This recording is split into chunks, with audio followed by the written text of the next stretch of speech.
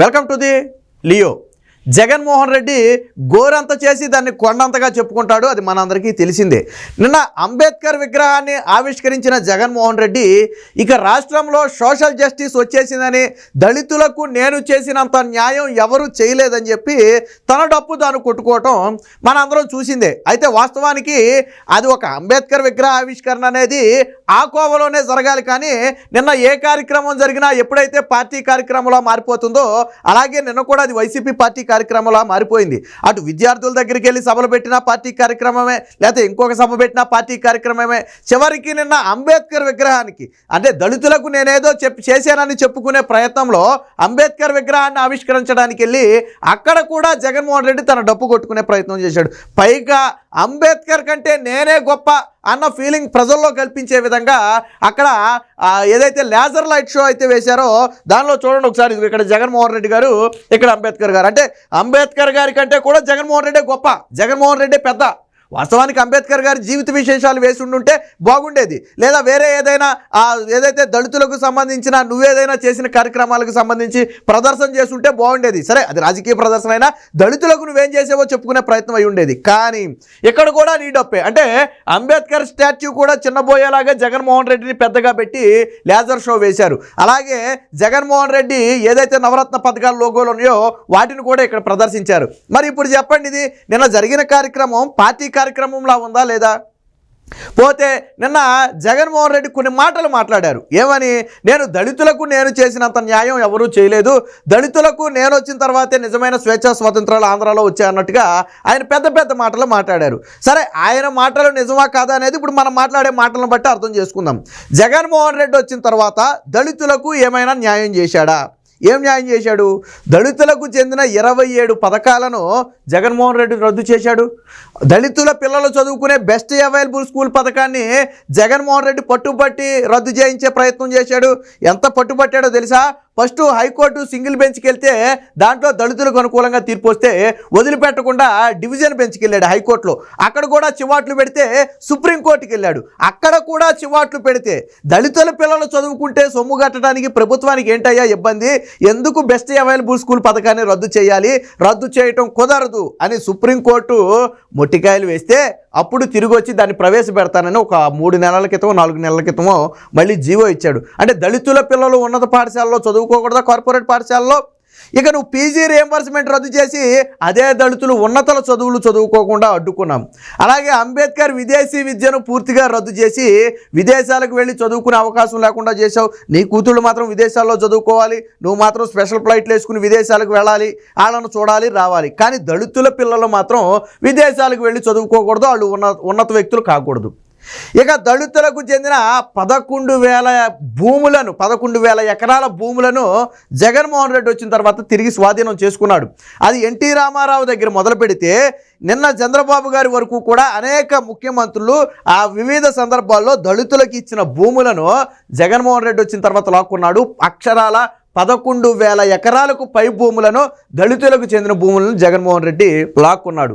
మరి దళితులకు ఏం చేశాడు? 200 ఉచిత యూనిట్ల విద్యుత్ అన్నాడు జగన్మోహన్ రెడ్డి. దళితులకు ఇస్తున్నాడా? ఎక్కడైనా 200 యూనిట్ల ఉచిత విద్యుత్ అమలవుతుందా? అలాగే దళితులు చదువుకునే ఏపీ స్టడీ సర్కిల్ని మూసేసాడంటే ఏదైతే కాంపిటేటివ్ ఎగ్జామ్స్కి ప్రిపేర్ అయ్యే దళితులు ఉన్నారో వారి కోసం పెట్టినటువంటి ఏపీ స్టడీ సర్కిల్ను జగన్మోహన్ రెడ్డి వచ్చిన తర్వాత మూసేశాడు. సరే, కాంపిటీషన్ ఎగ్జామ్సే లేవు కాబట్టి మూసేసాడేమో కానండి, మూసేశాడు. మరి ఏ కోణంలో చేశాడు? ఇకపోతే పోనీ దళితుల మీద దాడుల గురించి మాట్లాడుకుందాం. దళితులకు నువ్వు వచ్చిన తర్వాత డాక్టర్ సుధాకర్ దగ్గర మొదలు పెడితే నీ సొంత జిల్లాలో అచ్చెన్న వరకు కూడా అనేక మంది దళితులు దారుణ హత్యకు గురయ్యారు.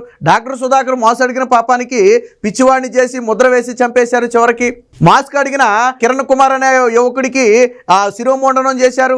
అలాగే పోలీస్ స్టేషన్లో వరప్రసాద్ అనే యువకుడికి గుండు కొట్టారు. జగన్మోహన్ రెడ్డి సొంత జిల్లాకు చెందిన వైద్యాధికారి అయిన అచ్చెన్నను దారుణంగా కిడ్నాప్ చేసి హత్య చేశారు. గోల్డ్ మెడల్ సాధించిన డాక్టర్ అనితారాణిని అత్యంత ఘోరంగా వేధించారు. దళితుల పక్షాన పోరాడుతున్నటువంటి న్యాయవాది అయినటువంటి జడ్జి అయినటువంటి రామకృష్ణను ఎంత ఘోరంగా వేధించారు. ఇలా 1 కాదు 2 కాదు అనేక ఘటనలు జగన్మోహన్ రెడ్డి పాలనలో జరిగాయి. అన్నిటికీ మించి ఒక దళిత డ్రైవర్ సుబ్రహ్మణ్యాన్ని అనంతబాబు అత్యంత దారుణంగా హత్య చేసి డోర్ డెలివరీ చేస్తే జగన్మోహన్ రెడ్డి నిన్న చేసినటువంటి ఈ విగ్రహావిష్కరణకు ముఖ్య అతిథిగా అనంతబాబు వెళ్ళాడు. ఇప్పుడు చెప్పండి, దళితులకు ఎక్కడ జరిగింది న్యాయం? జగన్మోహన్ రెడ్డి పాలనలో దళితులకు ఎక్కడ జరిగింది న్యాయం? ఒక దళిత డ్రైవర్ని చంపేసిన వ్యక్తిని పార్టీ నుంచి బహిష్కరించామని చెప్పారు. మరి ఏ అర్హత ఉందని చెప్పి ఈరోజు అంబేద్కర్ విగ్రహావిష్కరణకు అనంతబాబు వచ్చాడు. దానికి ఫ్లెక్సీలు వేశారు. మీరు వైసీపీ పార్టీ నుంచి బహిష్కరిస్తే ఎందుకు మీ పార్టీ లోగోలు పెట్టి, మీ పార్టీ కలర్లు పెట్టి ఎందుకు అనంతబాబుకి మీరు ఫ్లెక్సీలు వేశారు? అంటే ఒక దళితుడిని చంపిన వ్యక్తిని తీసుకుని ఆ అంబేద్కర్ విగ్రహాన్ని ఆవిష్కరించడానికి వెళ్తారా? ఇంతకంటే దారుణం, ఇంతకంటే ఘోరం, ఇంతకంటే దౌర్భాగ్యం ఉంటుందా? అంబేద్కర్ గారు నిజంగా ఆయనకు గన ఈ కింద పైనుంచి ఇవన్నీ చూస్తే మనసు కుచించుకుపోద్ది. ఇలాంటి దారుణాలు చేసిన వ్యక్తి చేతుల మీదుగా నా విగ్రహాన్ని ఆవిష్కరించేది? ఆ దళితులను చంపి డోర్ డెలివరీ చేసిన వ్యక్తులను తీసుకొచ్చి నా విగ్రహాన్ని ఆవిష్కరిస్తున్నాడా? ఇంతకంటే దౌర్భాగ్యం ఉంటుందని చెప్పి అంబేద్కర్ గారి ఆత్మ ఘోషించేది ఒకవేళ ఉంటే. అంత దారుణమైన పరిస్థితులు రాష్ట్రంలో ఉంటే ఇక పదవుల విషయంలోకి వద్దాం. పదవుల్లో ఎక్కడైనా సరే దళితులకు జగన్మోహన్ రెడ్డి న్యాయం చేశాడా? ఎక్కడైనా సరే 800కు పైగా నామినేటెడ్ పదవులు నీ సొంత సామాజిక వర్గానికి ఇచ్చుకున్నావు. ఎందులోనూ కూడా ఎస్సీ ఎస్టీ బీసీలకు ఎందులోనూ పెద్దపీట వేయలేదు. 100లో 90 నీ సొంత సామాజిక వర్గానికి ఇచ్చుకుంటే 10 మాత్రం వీళ్ళకి ఇచ్చేవాడివి. అంటే ఏదో ఉప ముఖ్యమంత్రి పదవి ఇచ్చినంత మాత్రాన దళితులకు న్యాయం చేసినట్టేనా? లేదా స్టాట్యూ ఆవిష్కరించినంత మాత్రాన సోషల్ జస్టిస్ వచ్చినట్టేనా? ఇప్పటి వరకు నువ్వు చేసిన దారుణాలు, హత్యలు అవన్నీ కూడా సమస్య పోతాయా? దళితుల మీద దాడులు కాకుండా పోతాయా? దళితులకు మేలు జరిగినట్టేనా? దళితులకు చెందాల్సిన ఎస్సీ ఎస్టీ సప్లాన్ నిధులనే మళ్లించి వాళ్ళకి రావాల్సిన హక్కులను, అది హక్కు వారికి, ఎస్సీ ఎస్టీ సప్లాన్ నిధులు అనేది వారికి హక్కు, ఆ నిధులను కూడా దారి మళ్లించావే. దళితుల పథకాలు రద్దు చేశావే, దళితుల మీద దాడులు చేశావే, ప్రశ్నించడమే పాపం అన్నట్టుగా దళితులను వేధించారే. మరి ఇన్ని చేసిన మీరు ఈరోజు ఒక విగ్రహాన్ని ఆవిష్కరించి ఇవన్నీ కడిగేసారనుకుంటున్నారా? అంటే విగ్రహాన్ని ఆవిష్కరించడం వల్ల ఇవన్నీ కడిగేసినట్టేనా? పోనీ విగ్రహాలు ఆవిష్కరించడం వల్ల మేము గెలుస్తామని చెప్పి ఎవరైనా చెప్పారా? అలా అయితే కేసీఆర్ కూడా పక్కన విగ్రహం ఆవిష్కరించాడు, ఏమైంది? కేసీఆర్ కూడా తెలంగాణలో ఒక అంబేద్కర్ విగ్రహాన్ని ఆవిష్కరించాడు, ఏమైంది? అంతకంటే పెద్ద విగ్రహాన్ని నువ్వు ఆవిష్కరించవచ్చు. బట్ ఫలితం అనేది, అంతిమ ఫలితం అనేది ప్రజలు ఏ తీర్పునివ్వాలో ఆ తీర్పునిస్తారు. ఇక నువ్వు దళితులకు ఎంతో చేసావని చెప్పుకుంటున్న ఈ సమయంలో నీ దళిత ఎమ్మెల్యేలు నిన్ను ఎన్ని మాటలు అన్నారో తెలుసా? Arthur, Nandikotkur MLA Arthur Jaganmohan Reddy గుండెల్లో పెట్టుకుంటానని చెప్పి అదే గుండెల మీద తన్నాడని చెప్పి దళిత ఎమ్మెల్యే చెప్పాడు. జొన్నలగడ్డ పద్మావతి ఒక దళిత ఎమ్మెల్యే 5 ఏళ్ల పాలనలో నా నియోజకవర్గానికి నీళ్లు తెచ్చుకోవడానికి నానా సోపాలు పడాల్సి వచ్చింది, పెద్ద పెద్ద వాళ్ళు కావాల్సినవన్నీ జరుగుతున్నాయి కానీ మాలాంటి దళిత నియోజకవర్గాలకు ఎటువంటి మేలు జరగట్లేదని చెప్పింది. చింతలపూడి ఎమ్మెల్యే ఎలీజా నమ్మించి వెంటే ఉన్న నన్ను నమ్మించి నట్టేట ముంచారు, అవసరానికి వాడుకుని నన్ను ఈరోజు నన్ను వదిలేశారని చెప్పి దళిత ఎమ్మెల్యే, చింతలపూడి ఎమ్మెల్యే ఎలీజా చెప్పాడు. అలాగే అనేక మంది, ఒకళ్ళు కాదు ఇద్దరు కాదు, మనం మొదలు పెడితే అనేక మంది దళిత ఎమ్మెల్యేలు జగన్మోహన్ రెడ్డి మీద తీవ్ర ఆగ్రహం వ్యక్తం చేస్తున్నారు. వాళ్ళు నిన్న మొన్నటి వరకు నీ పార్టీలో ఉన్నవాళ్లే. మరి వాళ్ళు చెప్పిన మాటలన్నీ కాకుండా పోతాయా? కాదని చెప్పగలవా? నువ్వు చెప్తున్నావు కదా, నేను ఒక విగ్రహాన్ని ఆవిష్కరించాను కాబట్టి సోషల్ జస్టిస్ వచ్చేసిందని చెప్పి నిన్న నువ్వు మాటల్లో చెప్పావు కదా. మరి ఇప్పటి వరకు మాట్లాడుకున్నవన్నీ కూడా సరే ప్రతిపక్షాల ఆరోపణలో ఇంకోటో అనుకోవచ్చు, కానీ ఈరోజు నీ సొంత పార్టీ ఎమ్మెల్యేలే చెబుతున్నారు దళితుల పరిస్థితులు ఎంత దారుణంగా ఉన్నాయో పార్టీలో. కనీసం ఏ రోజైనా పిలిచి మాట్లాడారా అని చెప్పి ఈరోజు దళిత ఎమ్మెల్యేలు నిలదీస్తున్నారు. మరి వారికి సమాధానం చెప్పే దమ్ము జగన్మోహన్ రెడ్డికి ఉందా? ఇది కాదు దళితులకు చేయటం అంటే.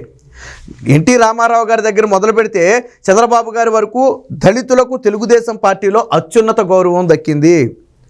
ఒక దళిత వ్యక్తిని లోక్సభ స్పీకర్గా చేసిన ఘనత తెలుగుదేశం పార్టీది, చంద్రబాబు గారిది. ఉమ్మడి ఆంధ్రప్రదేశ్లో ఒక తొలి దళిత మహిళను శాసనసభ స్పీకర్గా చేసిన ఘనత తెలుగుదేశం పార్టీది, చంద్రబాబు గారిది.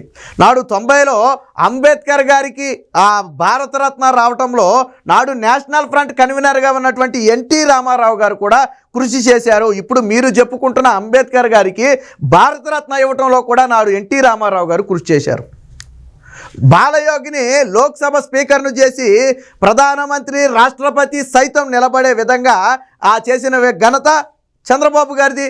అధ్యక్ష అని పిలిపించుకున్న ఘనత ఒక దళితులను కూడా ప్రధానమంత్రి స్థాయిలో ఉన్న వాళ్ళు కూడా స్పీకర్ను అధ్యక్షాన్ని పిలవాలి ఖచ్చితంగా. అలాంటి గౌరవంని ఒక దళితులకి కల్పించింది చంద్రబాబు గారు. అక్కడే కాదు, మీరు అనుకోవచ్చు పార్లమెంట్లోనే కాదు, వచ్చిన అవకాశాన్ని ఎవరికైనా ఇచ్చుకోవచ్చు. కానీ నువ్వు ప్యానల్ స్పీకర్ ఎవరికి ఇచ్చుకున్నావు నీ పార్టీలో? ఇప్పుడు వైసీపీ పార్టీలో ప్యానల్ స్పీకర్ పదవి వస్తే నువ్వు దళిత ఎంపీకి ఇచ్చావా? ఇవ్వలేదు కదా. పోనీ ఇప్పుడు శాసనసభలో నువ్వు దళితులను ఏదైనా చేసావా? చేయలేదు కదా. కానీ తెలుగుదేశం పార్టీలో ప్రతిభా భారతిని శాసనసభ స్పీకర్గా చేశారు. ఒక దళితురాల్ని శాసనసభ స్పీకర్గా చేశారు. ఒక దళితుడిని లోక్సభ స్పీకర్గా అవకాశం వస్తే కూర్చోబెట్టారు. ప్యానల్ స్పీకర్గా అవకాశం వస్తే ఇప్పించారు. ఇలా దళితులకు తెలుగుదేశం పార్టీ అనేక రకాలుగా చేసింది. దళితులకు ఉన్నత స్థానాన్ని ఇచ్చింది. నాడు 83లో క్వీన్ ఎలిజబెత్ వస్తే ఆ క్వీన్ ఎలిజబెత్ పక్కన కూర్చుని ఆ కార్యక్రమం అయ్యే వరకు కూడా పక్కనే తిరిగినటువంటి వ్యక్తి ఇప్పుడు మనం చెప్పుకున్నటువంటి ప్రతిభా భారతి. ఒక దళితురాలు క్వీన్ ఎలిజబెత్ పక్కన ఏ నేత కూడా పక్కన లేడు. ఒక క్వీన్ ఎలిజబెత్ పక్కన ఆ ప్రతిభా భారతి మాత్రమే ఉంది. అది తెలుగుదేశం పార్టీలో దళితులకు దక్కిన గౌరవం. నీ పాలనలో నువ్వు వస్తే గుమ్మం బయట నిలబడి నుంచుని నమస్కారం పెట్టాల్సిన పరిస్థితి నీ పాలనలో ఉంది. అవునా కాదా? మీ రెడ్లందరూ లోన్ నుంచి వస్తే బయట ఎస్సీ ఎస్టీల దగ్గర నుంచి బీసీల వరకు అందరు ఎమ్మెల్యేలు బయట నిలబడి నమస్కారం చేయాల్సిన పరిస్థితి. దళిత మంత్రులు కూడా బహిరంగ సభలోనే మీ కాళ్ళ మీద పడాల్సిన పరిస్థితి. దళితులను మీరు అందరూ రెడ్లందరూ కూర్చుంటే దళితులు నిలబడాల్సిన పరిస్థితి సభల్లో. జరిగినాయా లేదా గతంలో అనేక అవమానాలు? అంతెందుకు, నిన్న నువ్వు స్టాచ్యూ ఆఫ్ సోషల్ జస్టిస్గా చెప్పుకుంటున్నావు కదా. నిన్న మ్యూజియంలోకి రాబోయిన దళిత మంత్రి అయినటువంటి మెరుగు నాగార్జున్ని అలాగే ఆదిమూలపు సురేష్ వీరిద్దరిని మ్యూజియంలోకి రాకుండా నీ సెక్యూరిటీ అడ్డుకున్నారా లేదా? వాళ్ళకి అక్కడ ఘోరమైన అవమానం జరిగిందా లేదా? పార్క్ నుంచి మ్యూజియంలోకి నువ్వు వెళ్ళేటప్పుడు నీతో పాటు వాళ్ళిద్దరిని రాకుండా అడ్డుకున్నారా లేదా? చేసేది లేక తిరిగి వేరొక మార్గంలో దానికి రావాల్సి వచ్చింది. మరి అది అవమానం కాదా? అంటే ఒక దళిత మంత్రి నీతో పాటు మ్యూజియంలోకి రాకూడదా? ఎంత ప్రోటోకాల్ ఉన్న మంత్రే కదా, సాధారణ వ్యక్తి నీతో పక్కన రావట్లేదు కదా. ముఖ్యమంత్రి పక్కన మంత్రి రాకూడదా? ఎక్కడుందా ప్రోటోకాల్? నిన్ను సోషల్ జస్టిస్గా చెప్పుకునే నిన్నే ఎంత దారుణమైన అవమానం జరిగింది. మరి ఏం చేశావు దళితులకి? నిన్న విగ్రహావిష్కరణలో సొంత భజన నువ్వు నిజంగా చిత్తశుద్ధి ఉంటే ఎస్సీ కార్పొరేషన్ 3 ముక్కలు చేసావు. ఏ కార్పొరేషన్కైనా నిధులు ఇచ్చావా? 3 ముక్కలు చేసి నువ్వు నిధులు ఇచ్చావా? ఎస్సీ ఎస్టీ కార్పొరేషన్లో వచ్చే సబ్సిడీ లోన్లు గతంలో వచ్చేవి, కానీ నువ్వు వచ్చిన తర్వాత పూర్తిగా ఎత్తేసావు. అలాగే కేంద్ర ప్రభుత్వ సాయంతో వచ్చే నిధులు ఉండేవి, నువ్వు వచ్చిన తర్వాత పూర్తిగా ఎత్తేసావు. మరి ఏ కోణాన్ని నువ్వు దళితులకు న్యాయం చేసావు? పథకాలా ఎత్తేసావు, ఉన్న పథకాలా పీకేసావు, వాళ్ళకి ఇస్తానన్న హామీలా గాలికి వదిలేసావు. 200 యూనిట్ల ఉచిత విద్యుత్ ఏమైంది? దళితులకు ఇస్తానన్న ఉచిత విద్యుత్ వాళ్ళ మీద దాడులు చేసావు. ప్రశ్నిస్తే దాడులు, ప్రశ్నించకపోయినా దాడులు, వాడుకుని వదిలేయటం ఇప్పుడు నువ్వు చేసిన ఎమ్మెల్యేలు. ఇలాగా అడుగడుగున జగన్మోహన్ రెడ్డి పాలనలో దళితులకు ఘోరమైన అవమానాలే ఎదురయ్యాయి. ఆ అవమానాలన్నీ కేవలం నువ్వు ఒక అంబేద్కర్ విగ్రహాన్ని ఆవిష్కరించినంత మాత్రాన సమస్య పోతాయా అంటే కానే కాదు. ఆల్రెడీ గత ప్రభుత్వ హయాంలో అమరావతిలో ప్రారంభించిన అంబేద్కర్ విగ్రహ నిర్మాణాన్ని ఆపేసి నువ్వు ఈరోజు ఇక్కడ విగ్రహాన్ని నిర్మించావు. సరే, విగ్రహాన్ని నిర్మించడం గురించి నేనేం మాట్లాడను, కానీ అంత మాత్రాన దళితులకు ఇప్పుడు దాకా నువ్వు చేసిన ద్రోహం అంతా కూడా కనపడకుండా పోతుంది అంటే ఖచ్చితంగా అది తప్పే అవుతుంది. ఏదేమైనా జగన్ రెడ్డి పాలనలో దళితుల మీద దారుణమైన ఇదైతే జరిగింది. ఒక డాక్టర్ సుధాకర్ దగ్గర మొదలు పెడితే అనితారాణి వరకు కూడా అనేక మంది ఆ దళితులు జగన్మోహన్ రెడ్డి పాలనలో ఇబ్బంది పడ్డారు. ప్రశ్నించిన వారు హత్యలకు గురయ్యారు. హత్యలు చేసి డోర్ డెలివరీ చేసిన వారిని పక్కన పెట్టుకు తిరుగుతున్నారు. వారి పథకాలు రద్దు చేశారు. వారికి రావాల్సిన సంక్షేమాలను ఎత్తేశారు. ఈ విధంగా అడుగడుగున జగన్మోహన్ రెడ్డి పాలనలో దళితులకు అవమానాలు ఎదురయ్యాయి. అవన్నీ కూడా ఒక విగ్రహాన్ని ఆవిష్కరించిన అంత మాత్రాన సమస్య పోతాయి అంటే ఎట్టి పరిస్థితుల్లో పోవు. దళితులందరికీ చాలా స్పష్టమైన అవగాహన ఉంది. జగన్మోహన్ రెడ్డి పాలనలో వాళ్ళు ఏ విధంగా నష్టపోయారనేది వాళ్ళకి తెలుసు. కాబట్టి వచ్చే ఎన్నికల్లో ఖచ్చితంగా దళితులే జగన్మోహన్ రెడ్డికి బుద్ధి చెప్తారు.